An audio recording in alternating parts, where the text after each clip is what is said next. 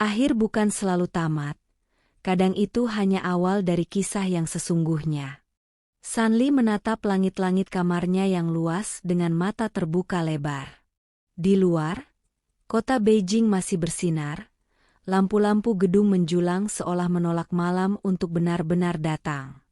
Ia berbaring di atas ranjang king size, tapi terasa seperti sehelai daun yang hanyut di tengah samudra kosong. Tak ada suara kecuali detak jam dinding, detakan yang perlahan berubah menjadi tekanan. Sudah 3 tahun berlalu sejak ia menjabat sebagai CEO perusahaan teknologi terbesar di Beijing. Ia tampil sempurna di mata publik. Cantik, tajam, sukses. Tapi hanya ia yang tahu bagaimana rasanya berada di puncak sendirian, dengan tubuh lelah dan hati yang tak pernah tenang. Tiap malam, rutinitasnya berulang. Meneguk teh herbal yang katanya bisa membuat tenang, mandi air hangat dengan aromaterapi, memutar musik piano instrumental, semua sia-sia. Matanya tetap terjaga, pikirannya berputar di lorong gelap masa lalu yang tak kunjung pudar. Ia mencoba menutup mata, tapi suara dari memorinya lebih keras dari keheningan kamar. Bayangan seorang pria yang pernah dia cintai, pria yang memilih meninggalkannya saat karirnya mulai menanjak. "Kamu terlalu sibuk untuk dicintai," katanya saat pergi. Kalimat itu tak pernah benar-benar hilang. Sanli bangkit dan berjalan ke ruang kerjanya. Ia menyalakan lampu meja, membuka laptop, dan mulai mencari sesuatu yang belum pernah ia coba. Terapi insomnia berbasis psikologis. Ia merasa obat sudah tak mempan. Dokter umum pun hanya memberi solusi instan. Namanya muncul di halaman kedua pencarian. Dr. Wen Haoliang, spesialis psikosomatik dan neurologi klinis, Shanghai. Di bawahnya ada review, punya cara yang tidak biasa, tapi berhasil. Bukan hanya tidur saya yang kembali, hidup saya juga. Ia mengerutkan dahi. Pria? Psikosomatik? Terlalu jauh? Tangannya hampir menutup tab itu, tapi matanya menangkap fotonya. Pria dengan jas putih, senyum tipis, dan sorot mata yang dalam, bukan seperti dokter biasa, lebih seperti seseorang yang menyimpan rahasia. Ada sesuatu yang membuat Sanli diam. Ia menatap foto itu cukup lama, lalu mengklik tombol, pesan konsultasi pribadi. Seminggu ke depan, ia memutuskan untuk mengambil cuti. Ia bilang pada stafnya bahwa ia akan melakukan perawatan kesehatan di luar kota. Mereka tidak perlu tahu apa-apa. Di hari kepergiannya, supir pribadinya mengantarkan ke stasiun kereta cepat menuju Shanghai.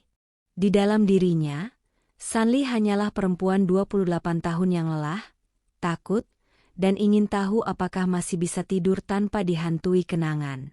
Di gerbong, ia duduk diam, menatap pantulan dirinya di jendela. "Apakah aku bisa sembuh?" Pertanyaan itu muncul, bukan di mulut, tapi di dalam napasnya yang berat.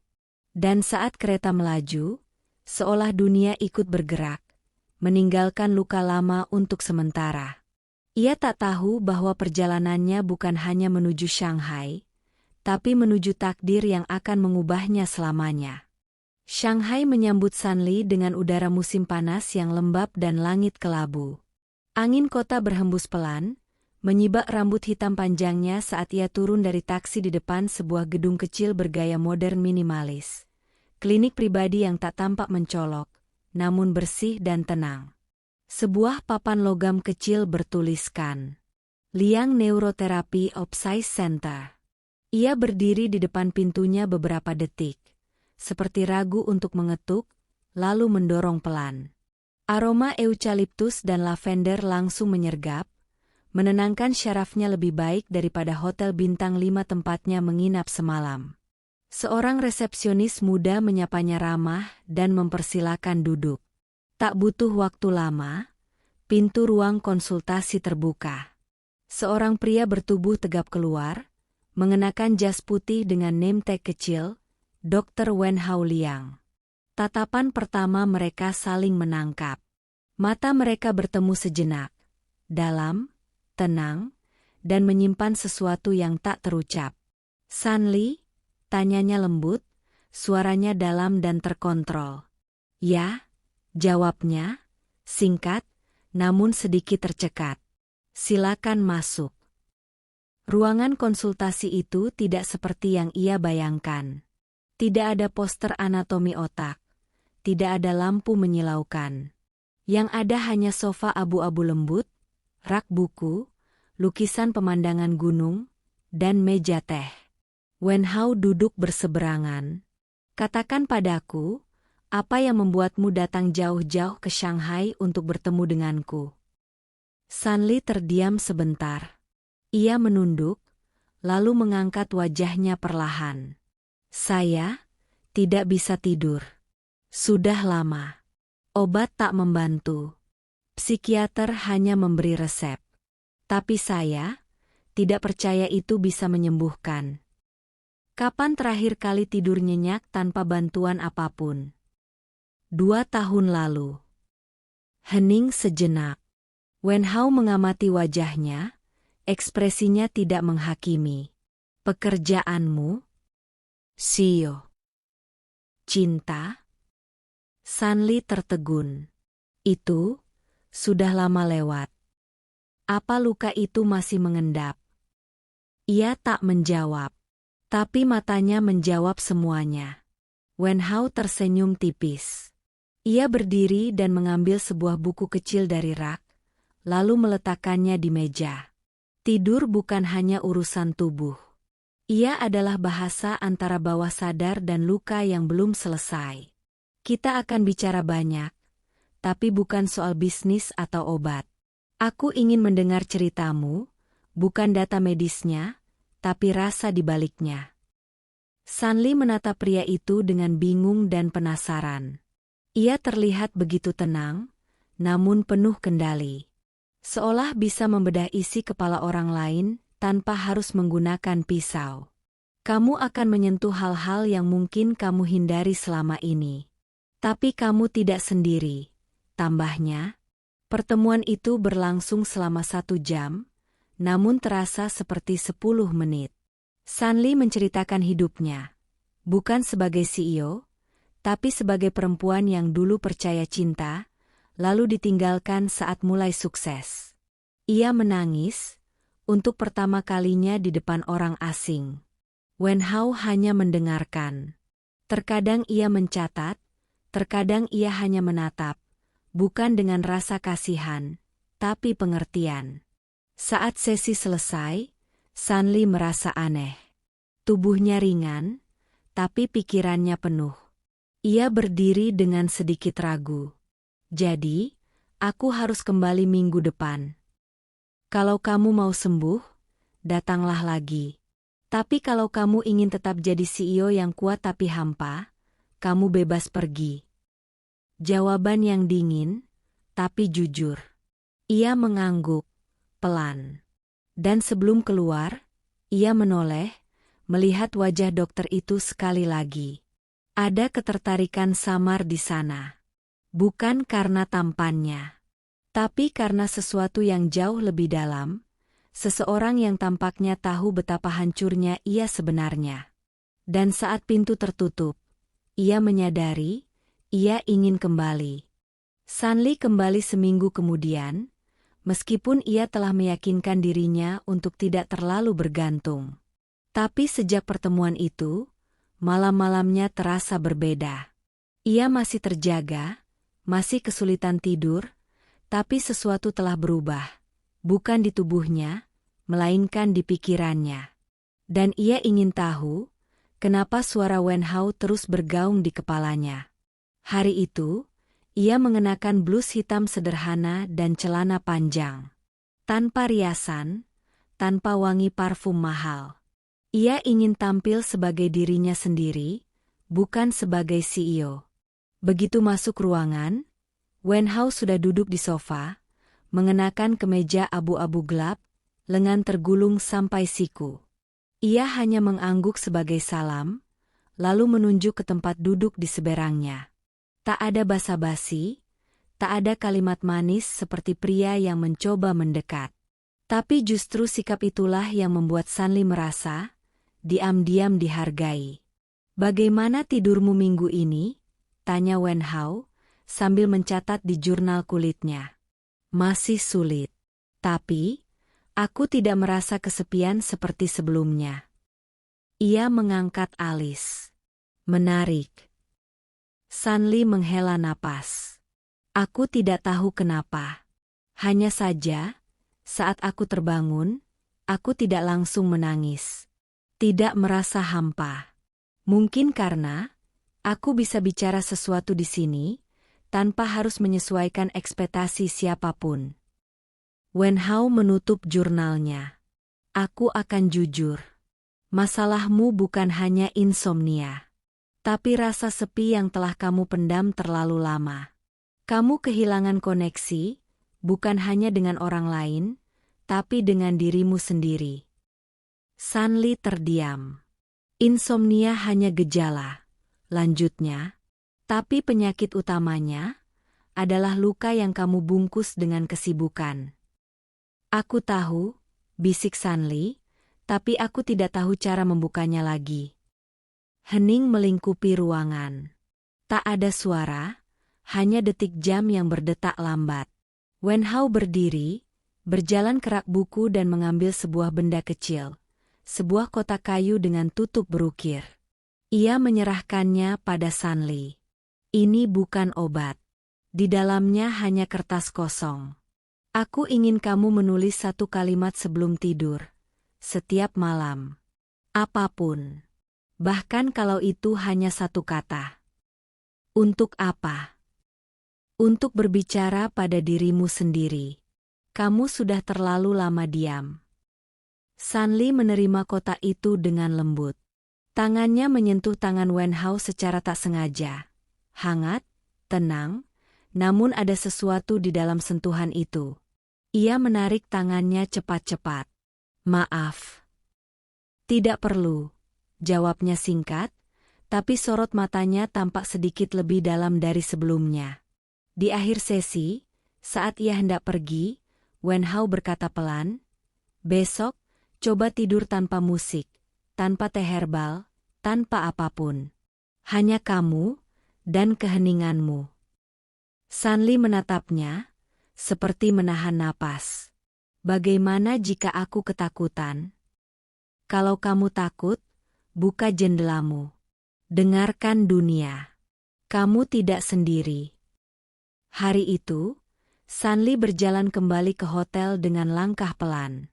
Di dalam tasnya, kotak kayu itu seakan memiliki berat emosional yang luar biasa. Ia belum tahu bahwa benda kecil itu akan menjadi cermin bagi seluruh perjalanan jiwanya. Malam itu, untuk pertama kalinya, ia tidak minum teh, tidak menyalakan musik. Ia hanya duduk di tempat tidur, membuka kotak, dan menulis di selembar kertas. "Aku lelah menjadi kuat." Lalu ia berbaring. Matanya tetap terbuka untuk waktu yang lama, tapi ada satu perbedaan kecil. Ia tidak merasa sendiri. Langit Shanghai malam itu berwarna kelam, tapi udara terasa hangat. Sanli menatap jendela kamarnya di hotel. Lampu-lampu kota menyala seperti bintang-bintang digital. Di tangannya, kotak kayu pemberian Wen Hao telah mulai terisi dengan beberapa lembar kertas bertuliskan kalimat-kalimat pendek, jujur, dan menyakitkan. "Aku tidak tahu bagaimana mencintai tanpa takut ditinggalkan. Aku rindu seseorang yang bahkan tidak pantas kurindukan. Aku masih marah pada diriku sendiri karena membiarkan dia menyakitiku." Kalimat-kalimat itu keluar seperti darah dari luka lama yang akhirnya terbuka. Tapi anehnya, ia tidak menangis. Tidak malam ini. Malam ini ada semacam kedamaian yang rapuh, tapi nyata. Ia merebahkan diri perlahan. Tidak ada musik, tidak ada obat tidur, tidak ada alkohol. Hanya dia, tubuhnya yang lelah, dan pikirannya yang perlahan mulai berdamai dengan keheningan. Sanli menarik napas panjang, menatap langit-langit, lalu memejamkan mata. Detak jantungnya terdengar lebih pelan dari biasanya. Dan akhirnya, ia tertidur. Bukan tidur panjang yang sempurna. Ia sempat terbangun 2 kali. Tapi setiap kali membuka mata, ia tidak panik. Ia tidak merasa kosong. Ada bayangan suara pria itu, nada tenangnya saat mengatakan, "Kalau kamu takut, buka jendelamu." Pagi harinya, sinar matahari menyusup dari celah tirai. Sanli terbangun, sedikit kaget, dan mengecek jam. Pukul 6.45. Ia tertidur tanpa bantuan apapun. Untuk pertama kalinya dalam 2 tahun. Tangannya langsung meraih kotak kayu dan sebuah kertas kecil. Ia menulis, "Aku bisa tertidur, dan aku ingin memberitahu dia." Dengan hati-hati, ia membuka ponselnya. Ia mengetik pesan, jari-jarinya sedikit gemetar. "Dr. Wen, aku berhasil tidur. Tanpa musik, tanpa apapun. Hanya aku, dan keheningan. Terima kasih." Ia ragu-ragu sejenak sebelum menekan tombol kirim. Tapi akhirnya ia mengirimkannya. Balasannya datang 2 jam kemudian. "Bagus. Keheningan tidak berbahaya. Ia hanya terlalu jujur untuk ditinggal sendirian. Teruskan, Sanli. Kita belum selesai." Pesan itu sederhana, namun begitu kuat. Membuat dadanya terasa hangat. Hari itu, Sanli memutuskan untuk berjalan kaki mengelilingi Shanghai. Ia melihat anak-anak berlarian, pasangan-pasangan bergandengan tangan, dan seorang pemusik jalanan menyanyikan lagu cinta lama. Semuanya terasa lebih nyata, lebih menyentuh. Tiba-tiba ia menyadari, dunia tak pernah berhenti menjadi indah. Hanya saja, ia terlalu sibuk membangun dinding. Di malam hari, ia kembali membuka kotak kayu dan menulis. "Aku ingin tahu, bagaimana rasanya disentuh, bukan untuk melupakan, tapi untuk diingat." Ia tidak tahu kenapa kalimat itu muncul. Tapi wajah Wen Hao kembali melintas di pikirannya. Bukan karena tampangnya, tapi karena tatapannya, yang seperti mengerti tanpa harus memaksa. Yang seperti melihat dirinya, bukan hanya sebagai pasien, tapi sebagai seseorang yang masih punya nilai untuk dicintai. Sanli berbaring kembali. Malam itu ia tertidur lagi, dan kali ini, ia bermimpi. Bermimpi tentang sebuah tangan yang mengelus wajahnya. Sebuah pelukan di malam sunyi. Dan suara yang berkata, "Kamu tidak rusak. Kamu hanya sedang mencari jalan pulang." Keesokan harinya, klinik Wen Hao terasa lebih terang dari biasanya. Bukan karena pencahayaannya berubah, tapi karena Sanli datang dengan langkah yang berbeda. Kali ini, tidak ada ekspresi tegang di wajahnya. Tidak ada tangan gemetar atau bahu kaku menahan tekanan. Ia bahkan tersenyum samar saat memasuki ruang konsultasi. Wen Hao berdiri dari kursinya ketika ia masuk. "Kau tampak lebih hidup hari ini." Sanli duduk perlahan, menyilangkan kaki dengan santai. "Mungkin karena aku akhirnya tidur seperti manusia." "Apa yang membuatmu tidur?" tanyanya. Sanli menatap ke jendela, lalu kembali menatap dokter itu. "Aku menyerah, untuk mengontrol semuanya." Wen Hao mencatat sesuatu, tapi tidak bertanya lagi. Lalu ia menatap langsung ke mata Sanli dan berkata, "Hari ini kita tidak bicara soal tidur. Aku ingin tahu, siapa kamu sebelum semua ini?" Sanli menahan napas. Ia tahu saat itu akan datang. Perlahan, ia mulai bercerita tentang masa lalunya. Tentang saat ia membangun perusahaannya sendirian, tentang lelaki yang dulu bersumpah akan menemaninya, lalu pergi begitu ia mulai berdiri di atas kaki sendiri. Tentang malam-malam panjang yang ia habiskan bekerja, bukan karena ambisi, tapi karena takut pulang ke tempat yang hampa. "Cinta terakhirku bilang, aku terlalu keras. Terlalu mendominasi. Tidak bisa dikendalikan." Wen Hao menyandarkan punggung, lalu berkata pelan, dan kamu percaya itu. Sanli tertawa kecil, pahit. Saat kamu ditinggal, kamu mulai mempertanyakan semuanya. Bahkan sisi terbaik dari dirimu sendiri. Wen Hao tidak berkata apapun. Tapi ia berdiri dan menuangkan teh hangat untuknya. Gerakannya pelan, tidak terburu-buru. Saat ia menyerahkan cangkir, jari mereka bersentuhan, singkat, tapi cukup untuk membuat Sanli menahan napas. Ada yang mengalir cepat dalam kontak sekilas itu. Seperti aliran listrik, bukan karena syahwat, tapi karena pengakuan diam-diam, aku melihatmu, dan aku merasakannya juga. Maaf, ucap Sanli cepat-cepat, menarik tangannya. Wen Hao menatapnya, tenang. Kamu tidak perlu meminta maaf karena perasaan. Sanli menunduk. Dalam diam itu, suasana ruangan jadi rapat, namun penuh energi. Seolah ada sesuatu yang belum bisa mereka ucapkan, tapi keduanya tahu itu ada di antara mereka. Apa kamu pernah merasa seperti pasienmu? Tanya Sanli tiba-tiba. Wen Hao terdiam beberapa detik. Lebih sering dari yang kamu kira. Sanli mengangkat wajahnya. Apa yang menyembuhkanmu? Aku belum sembuh. Aku hanya belajar hidup dengan lukanya. Sesi hampir selesai. Tapi sebelum Sanli berdiri, ia melangkah ke arah meja dan berdiri tepat di depan Wen Hao. Mereka saling menatap. Tidak dekat, tapi cukup untuk merasakan napas satu sama lain. Aku tidak tahu ini apa, bisik Sanli. Tapi, aku takut akan merusaknya jika aku terus datang. Wen Hao mengangguk pelan. Kita di sini bukan untuk menyelamatkan satu sama lain. Tapi jika ada ruang yang bisa membuat luka tidak terasa sepi, mungkin ini tempatnya. Sanli hanya menatap, tak mampu bicara. Lalu, tiba-tiba, seperti tubuhnya bergerak lebih dulu daripada pikirannya, ia memeluknya. Bukan pelukan penuh nafsu, tapi pelukan seseorang yang lelah, dan akhirnya merasa aman. Wen Hao tidak memeluk balik, tapi ia tidak menjauh. Setelah beberapa detik yang terasa seperti menit, Sanli sadar dan langsung mundur. Maaf. Kau tidak perlu menjelaskan. Dia keluar ruangan dengan dada sesak dan napas yang kacau. Tapi bukan karena takut, melainkan karena ada sesuatu yang mulai tumbuh, dan itu membuatnya hidup kembali.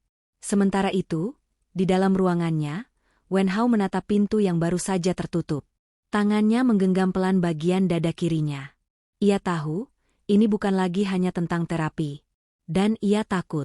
Karena untuk pertama kalinya, ia ingin sembuh, bukan hanya untuk dirinya sendiri, tapi untuk seseorang yang baru saja memeluknya dengan tulus. Malam itu, hujan turun ringan di Shanghai. Sanli duduk di balik jendela kamar hotel, menatap tetes-tetes air yang meluncur di kaca seperti kenangan yang belum juga kering. Tangan kanannya menggenggam cangkir teh yang mulai mendingin, sementara kotak kayu pemberian Wen Hao tergeletak terbuka di atas meja kecil. Di dalamnya, puluhan kertas kecil kini berisi potongan-potongan jiwa yang mulai terurai. Tapi malam ini, ia tak menulis apapun. Tak satu kalimat pun muncul di pikirannya. Ia tidak tahu harus menuliskan apa, karena isi kepalanya dipenuhi satu orang. Wen Hao. Tatapan matanya. Cara bicaranya. Sentuhan kecil yang tak sengaja menyisakan degup. Dan pelukan yang ia beri, tanpa logika, tanpa alasan, tapi terasa benar. Sejak hari itu, segalanya jadi berbeda. Perasaan itu muncul seperti benih yang ditanam di tanah gersang, tumbuh diam-diam, menyelinap, mengakar tanpa bisa dicegah. Keesokan harinya, Sanli kembali ke klinik seperti biasa. Tapi kali ini, suasananya berubah. Ia disambut oleh resepsionis, tapi diberitahu bahwa Wen Hao sedang tidak bisa ditemui. Tak ada alasan, hanya permintaan maaf singkat dan penjadwalan ulang. Sanli terdiam sejenak, lalu mengangguk. Beberapa hari berlalu. Tak ada pesan dari Wen Hao. Tak ada kabar. Sanli mulai meragukan semuanya. Mungkinkah ia melewati batas? Mungkinkah pelukan itu dianggap salah? Namun pada malam keempat, saat ia hendak pulang dari makan malam bisnis, Tubuhnya berhenti sendiri di depan sebuah kedai kecil yang menyala hangat di antara bangunan modern. Di sana, duduk seorang pria berjaket hitam dengan rambut sedikit berantakan, Wen Hao. Mereka saling menatap dari kejauhan, lalu perlahan mendekat. Tidak ada sapaan formal. Hanya diam dan satu meja yang akhirnya menjadi saksi bisu percakapan mereka malam itu. "Maaf, aku tidak hadir di sesi terakhirmu," kata Wen Hao, menatap cangkir tehnya. "Tidak apa-apa," jawab Sanli, pelan. Hening. Hanya terdengar suara hujan dan musik jazz dari dalam kedai. "Aku juga manusia, Sanli. Dan terkadang, luka yang aku dengarkan dari pasien, mengingatkanku pada lukaku sendiri." Sanli menoleh pelan. "Apa kamu pernah kehilangan seseorang?" Wen Hao mengangguk. "Tunangan. 5 tahun lalu. Penyakit langka. Aku tidak bisa menyelamatkannya, dan sejak itu, aku berhenti mencoba menyelamatkan siapapun. Aku hanya mengelola luka orang lain sambil mengabaikan lukaku sendiri." Ia meneguk tehnya, menatap kosong keluar jendela. "Aku tidak ingin dekat dengan siapapun lagi. Aku pikir, jika aku tetap profesional, tetap netral, aku bisa hidup." "Dan sekarang?" tanya Sanli, lirih. Wen Hao menatapnya, kali ini lebih dalam. "Sekarang aku takut." "Takut apa?" "Takut merasa lagi." Suara hujan makin deras, tapi keheningan di antara mereka justru makin padat. Sanli memejamkan mata sejenak. "Aku pun sama. Aku takut, jika aku membuka hati, aku akan kembali ditinggalkan. Tapi, aku juga lelah menolak semua perasaan ini." Ia membuka mata. "Dan bersamamu, aku tidak merasa harus berpura-pura." Mereka saling menatap. Di luar, petir menyambar jauh di langit. Tapi di antara mereka, ketegangan yang lebih mendebarkan mulai terbentuk, bukan dari konflik, tapi dari pengakuan dua jiwa yang sama-sama lelah dan terbuka. "Kalau begitu," bisik Wen Hao, "biarkan kita tidak menyelamatkan satu sama lain, tapi saling menemani, sampai luka itu tak lagi terasa asing." Sanli menelan ludah. Tangannya menyentuh tangan Wen Hao di atas meja. Kali ini, ia tak menariknya kembali. Dan Wen Hao pun tak menolak. Mereka saling genggam. Pelan, sederhana. Tapi dalam genggaman itu, dua hati yang hancur mulai terasa, utuh. Saat mereka keluar dari kedai, hujan belum berhenti. Tapi mereka berjalan berdampingan, berbagi payung kecil. Langkah mereka pelan, namun penuh kepastian. Malam itu, di depan hotel tempat Sanli menginap, mereka berpisah tanpa ciuman, tanpa pelukan. Hanya tatapan panjang dan satu kalimat dari Wen Hao. "Jika kamu takut tertidur malam ini, ingat, kamu tidak sendiri lagi." Dan untuk pertama kalinya, Sanli menulis di atas kertas dengan tangan tak gemetar. "Aku tidak ingin sembuh sendirian." Sanli terbangun dengan napas memburu. Pukul 2.17 dini hari. Cahaya remang dari jendela membentuk bayangan samar di dinding kamar hotelnya. Tubuhnya berkeringat, tenggorokannya kering, dan jantungnya berdegup seperti baru saja lari jauh. Ia baru saja bermimpi, mimpi aneh yang tak bisa ia pahami, tapi menyisakan rasa sesak dan hampa. Ia menoleh ke meja samping tempat tidur, menatap kotak kayu yang terbuka, seolah menantinya untuk menulis sesuatu. Tapi malam ini, tidak ada kata-kata. Hanya perasaan yang menumpuk, kacau, rapuh, seperti dinding batin yang kembali retak. Tanpa sadar, tangannya meraih ponsel. Ia membuka kontak Wen Hao. Jempolnya menggantung di atas layar selama beberapa detik. Sebelum akhirnya ia mengetik. "Aku terbangun. Dada terasa sesak. Aku tidak tahu kenapa, tapi aku merasa seperti anak kecil yang takut tidur sendirian." Ia menatap pesan itu. Haruskah ia kirim? Lalu, tanpa berpikir lagi, ia menekan tombol kirim. Beberapa menit berlalu. Sanli menggigit bibir, menahan emosi yang menumpuk. Tapi sebelum ia sempat memadamkan harapan, ponselnya bergetar. Aku sedang dalam perjalanan. 5 kata. Tapi cukup untuk membuat matanya membasah. Ia bangkit, menyibak rambut panjangnya yang kusut, lalu berjalan ke cermin. Ia tampak berantakan, mata sembab, pipi basah, dan napas belum stabil. Tapi untuk pertama kalinya, ia tak merasa malu pada dirinya sendiri. Ia justru merasa nyata. Sekitar 20 menit kemudian, pintu kamar diketuk pelan. Sanli membuka pintu dengan tangan gemetar.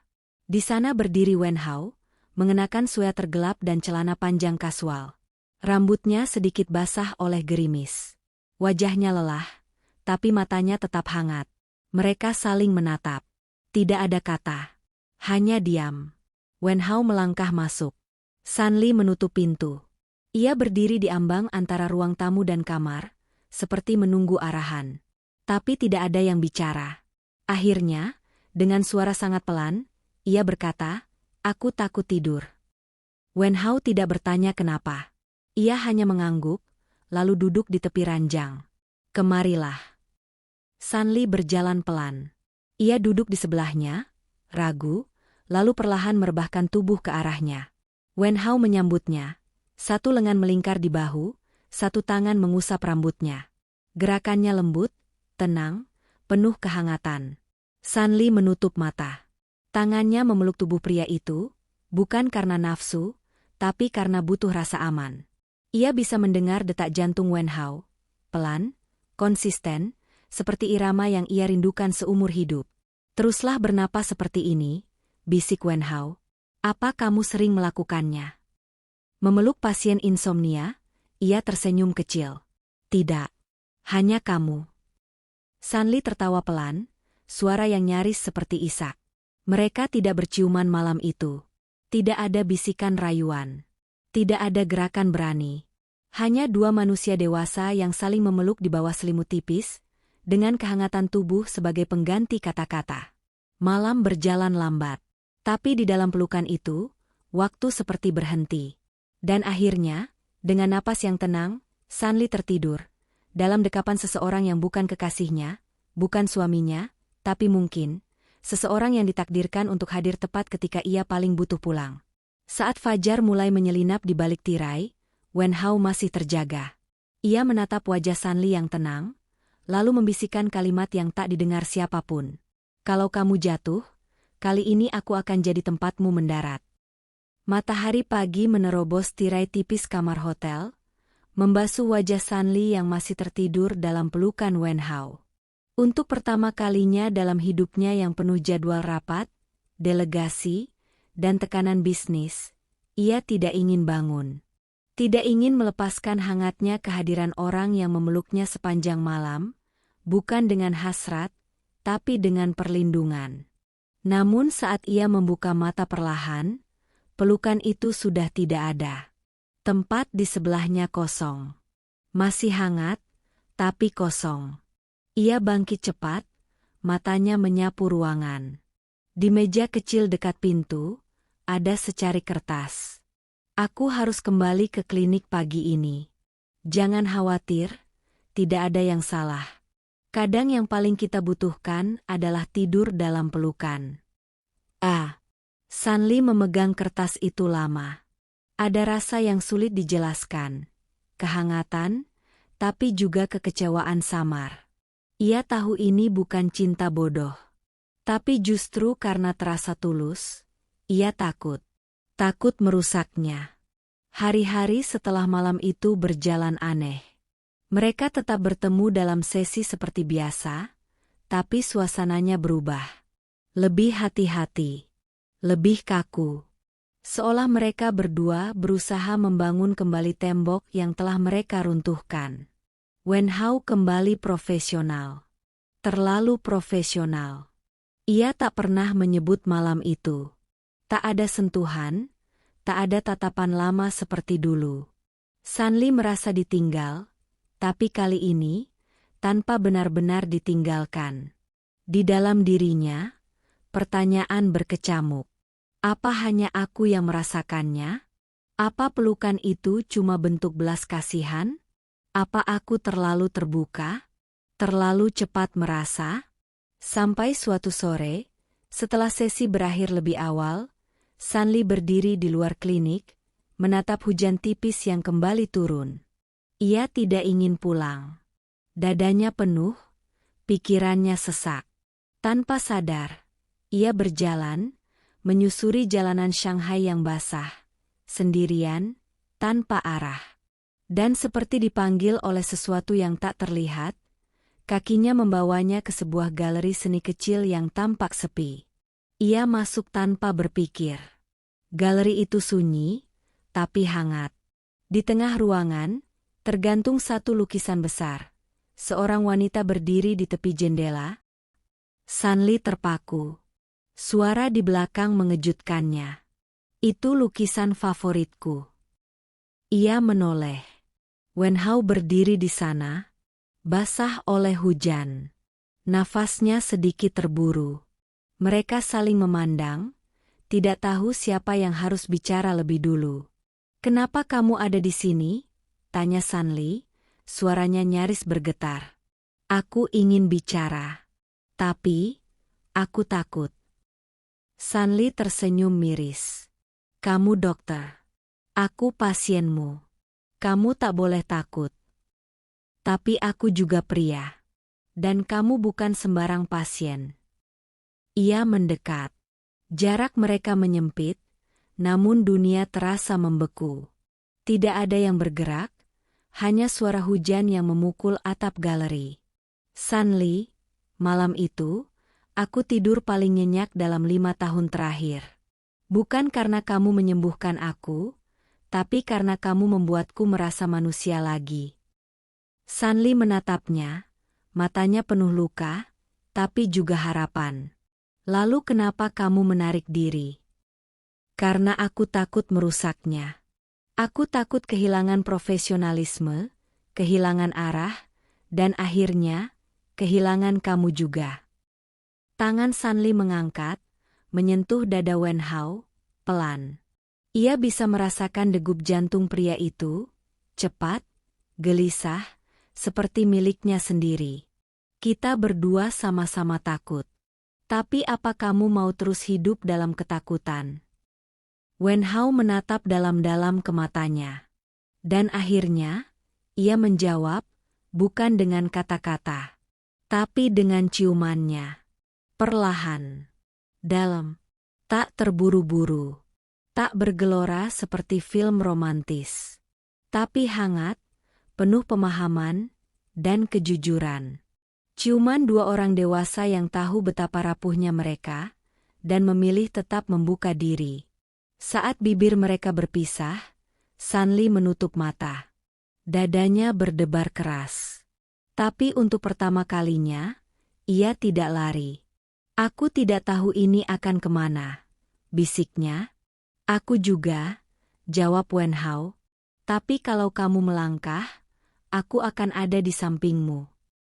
Mereka berdiri di galeri kecil itu, di antara lukisan dan bayangan masa lalu. Tapi kali ini, bukan sebagai pasien dan dokter.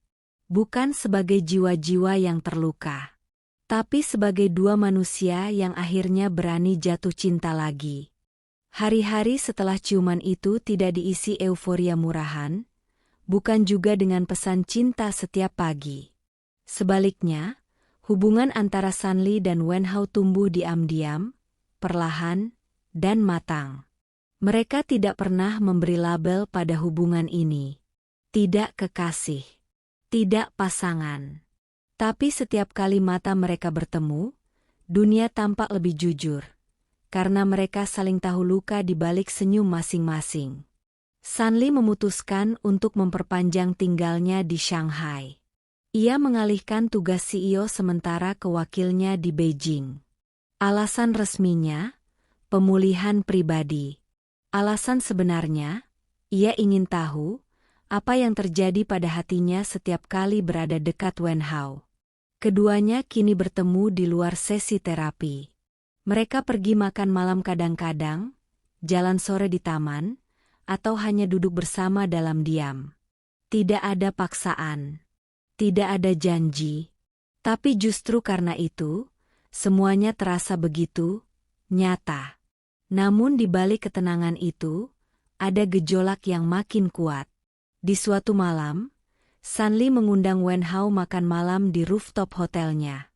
Ia memasak sendiri. Sesuatu yang jarang ia lakukan sejak menjadi CEO. Ketika Wen Hao datang dengan jaket tipis dan senyum kecil, ia langsung terdiam melihat meja makan yang dikelilingi lampu kecil dan angin malam yang lembut. Kau melakukan semua ini sendiri. Sanli hanya mengangguk. Mereka makan tanpa banyak bicara. Hanya saling tersenyum, saling mengamati. Tapi setelah makan, ketika musik jazz klasik terdengar samar dari speaker kecil, suasana berubah. Sanli berdiri, berjalan ke arah Wen Hao. Maukah kamu menari bersamaku? Ia tertawa kecil. Aku tidak pandai menari. Aku juga tidak. Tapi aku ingin malam ini terasa hidup. Wen Hao berdiri. Tangan mereka bersatu. Tubuh mereka perlahan menyatu dalam pelukan pelan, mengikuti irama lambat yang tak mereka kuasai. Kepala Sanli bersandar di dada Wen Hao. Napas mereka selaras. Dan di momen itu, waktu serasa berhenti. Namun ketika tarian berhenti, dan mata mereka saling bertemu, udara mulai berubah. Ada ketegangan yang berbeda. Bukan canggung, bukan ragu, tapi keinginan. Sanli menyentuh pipi Wen Hao. Apa kamu takut jika malam ini kita menyerah pada perasaan ini? Wen Hao tak menjawab. Ia hanya menarik Sanli perlahan ke arahnya, mencium keningnya, kemudian bibirnya. Kali ini, tidak tertahan. Tidak pelan. Ciuman itu berubah, menjadi dalam, basah, dan menggoda. Nafas mereka saling mencuri. Tangan Sanli merayap ke leher Wen Hao, sementara pria itu melingkarkan lengannya di pinggang Sanli dan membawanya masuk ke dalam kamar. Tak ada kata. Tak ada, bolehkan aku. Karena keduanya tahu, ini bukan tentang hasrat kosong. Ini tentang penyembuhan. Di dalam kamar, cahaya redup menyelimuti tubuh mereka yang perlahan dilepaskan dari pakaian. Sentuhan pertama terasa seperti pengakuan, aku ingin menyentuhmu, bukan karena kamu sempurna, tapi karena kamu juga terluka. Tubuh mereka bersatu pelan, menyatu bukan dengan nafsu terburu-buru, tapi dengan emosi yang terkumpul selama berbulan-bulan. Sentuhan di antara mereka adalah pelukan panjang yang berubah wujud. Erangan kecil bukan tanda birahi semata, melainkan napas kelegaan karena akhirnya bisa merasakan cinta yang tak menuntut. Ketika klimaks datang, bukan hanya tubuh yang gemetar, tapi jiwa mereka juga. Seolah mereka berdua, akhirnya menyerah. Tapi bukan menyerah pada luka, bukan pada masa lalu. Mereka menyerah pada cinta yang tak lagi ingin disangkal. Setelahnya, mereka terbaring dalam diam. Keringat di kulit masih terasa. Tapi hati mereka terasa hangat. Sanli menoleh. Kita melanggar batas. Wen Hao menatapnya. Tidak. Kita menciptakan batas baru, yang hanya kita berdua tahu bagaimana menjaganya. Sanli menghela napas panjang dan menutup mata. Untuk pertama kalinya dalam hidupnya, ia merasa seperti perempuan, bukan CEO. Dan dalam pelukan pria itu, ia tahu, ini bukan akhir, tapi awal dari keberanian yang sesungguhnya. Dan malam itu, mereka tertidur tanpa rasa takut. Karena mereka tidak lagi sembuh sendirian. Musim panas mulai mendekati ujungnya. Shanghai perlahan bersiap menyambut musim gugur, dan begitu juga hati Sanli, yang kini lebih tenang, lebih jernih, dan tidak lagi berjalan di atas luka yang dibungkus prestasi. Sejak malam mereka menyatu, Sanli dan Wen Hao tak pernah bicara tentang hubungan. Tidak ada kata cinta yang dilontarkan, tapi semuanya terasa jelas. Mereka tidak butuh pengakuan, karena kehadiran satu sama lain sudah cukup menjelaskan. Namun saat segalanya mulai terasa terlalu damai, panggilan dari kantor pusat Beijing datang. Rapat direksi besar. Proposal akuisisi penting. Para pemegang saham meminta kehadiran langsung sang CEO. Dunia Sanli kembali mengetuk pintunya, dunia yang selama ini ia tinggalkan untuk menemukan dirinya sendiri. Malam sebelum keberangkatannya, ia duduk bersama Wen Hao di sofa kecil di kamar hotelnya. Mereka hanya berdiam, menatap langit Shanghai dari balkon. Di tangan Sanli, selembar tiket kereta cepat, satu arah ke Beijing, pagi esok hari. Aku harus kembali, katanya pelan. Wen Hao mengangguk. Tentu. Aku tidak tahu berapa lama aku harus di sana. Dan aku tidak yakin bisa kembali seperti sekarang. Aku tahu. Sanli menatapnya, berharap menemukan jawaban, harapan, atau larangan untuk pergi. Tapi pria itu tetap tenang. Aku takkan menahanmu, Sanli, bisiknya. Karena kamu bukan milik siapapun. Tapi kamu harus tahu, kamu selalu bisa pulang ke sini. Ke tempat ini, ke aku. Sanli menahan air mata. Ia bukan perempuan yang mudah menangis, tapi kalimat itu menembus semua pertahanannya. Kalau nanti aku tersesat lagi, kamu tahu di mana harus kembali. Mereka tak bicara banyak setelah itu. Hanya saling menggenggam tangan. Malam itu mereka berciuman lama, lembut, dan perlahan menyatu lagi. Bukan karena nafsu, tapi sebagai perpisahan yang tidak menyakitkan. Mereka tidak menangis. Tidak menjerit. Mereka tahu, ini bukan akhir. Ini hanya jeda. Keesokan paginya, di stasiun, Sanli berdiri sendiri di platform, rambutnya ditiup angin. Ia memegang kotak kayu itu di genggaman, simbol perjalanan jiwanya.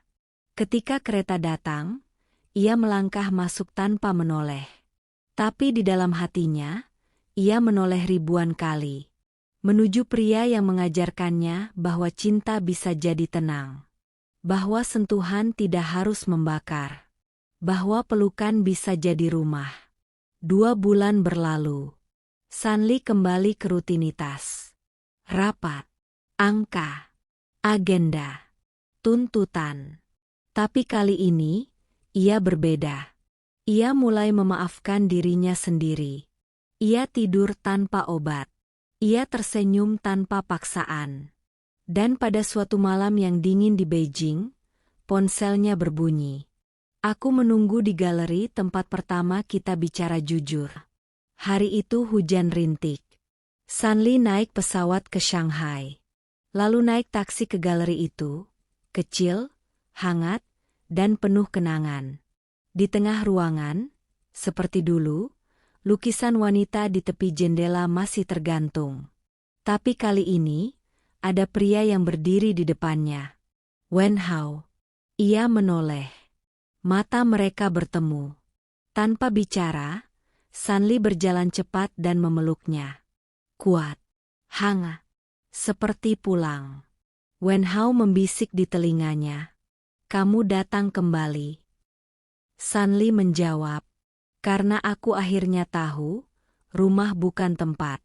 Tapi orang yang membuatmu bisa tidur tanpa takut. Dan sejak hari itu, 2 hati yang pernah patah membangun satu dunia baru, bukan dari kata manis, tapi dari kejujuran dan ketulusan. Cinta mereka tidak meledak-ledak, tapi tumbuh seperti pohon, kuat, dalam, dan perlahan menjadi tempat bernaung. Musim berganti. Udara Shanghai tak lagi dipenuhi kelembapan musim panas, melainkan kesejukan awal musim gugur yang menyusup pelan lewat sela-sela dedaunan yang menguning. Tapi di sebuah klinik kecil yang sunyi di distrik Jing'an, hangat masih bertahan, berasal dari ruang konsultasi yang kini tidak lagi hanya dipenuhi pasien, melainkan cerita. Sanli duduk di sofa lama tempat ia dulu duduk sebagai pasien insomnia. Tapi kali ini, ia tidak datang untuk diagnosa. Tidak pula untuk pelukan darurat. Ia datang karena ia tahu tempat itu adalah bagian dari jiwanya sekarang. Bagian dari perjalanan yang tidak akan ia tutup buku. Wen Hao datang membawakan 2 cangkir teh. Mereka duduk berdampingan. Tidak perlu banyak bicara. Keduanya tahu, yang penting bukan berapa lama mereka tidak bertemu, tapi bahwa setiap kali mereka bertemu, semuanya masih terasa utuh. Bagaimana kantor pusat? Tanya Wen Hao. Masih bising, jawab Sanli dengan senyum kecil. Tapi aku sudah mulai membiarkan orang lain memegang kendali sebagian. Tidak semua harus aku kontrol sendiri. Wen Hao menatapnya, puas, dan tidurnya dalam, damai. Kadang, aku terbangun, tapi bukan karena mimpi buruk. Hanya karena aku ingin minum atau mengecek ponsel. Dan setiap kali bangun, aku sadar, aku tidak takut lagi. Ia mengambil kotak kayu dari dalam tasnya. Sudah kusam, tapi terisi penuh. Aku ingin kamu simpan ini, katanya, menyerahkan kotak itu padanya. Wen Hao membukanya perlahan. Di dalamnya, ada ratusan kertas kecil. Semua catatan, semua luka, semua emosi yang pernah ditulis Sanli dalam malam-malam panjangnya. Ini sudah bukan lagi tempat menyimpan sakit, bisik Sanli. Ini adalah bukti bahwa aku pernah hampir hilang dan kembali. Wen Hao menutup kotak itu dengan hati-hati, seperti menyimpan barang suci. Ia menatap mata Sanli. Dalam, lembut. Aku pikir, katanya, kita tidak pernah benar-benar sembuh. Tapi kita bisa saling duduk, dan membiarkan luka itu tidak lagi terasa sendirian. Sanli menggenggam tangannya. Dan itu sudah cukup. Di luar, hujan tipis mulai turun. Sama seperti malam pertama mereka saling membuka diri. Tapi kali ini, mereka tidak takut. Tidak bersembunyi. Dan saat malam menutup kota dengan kelamnya, mereka berjalan keluar bersama. Tidak memikirkan masa depan, tidak takut akan kerumitan hubungan.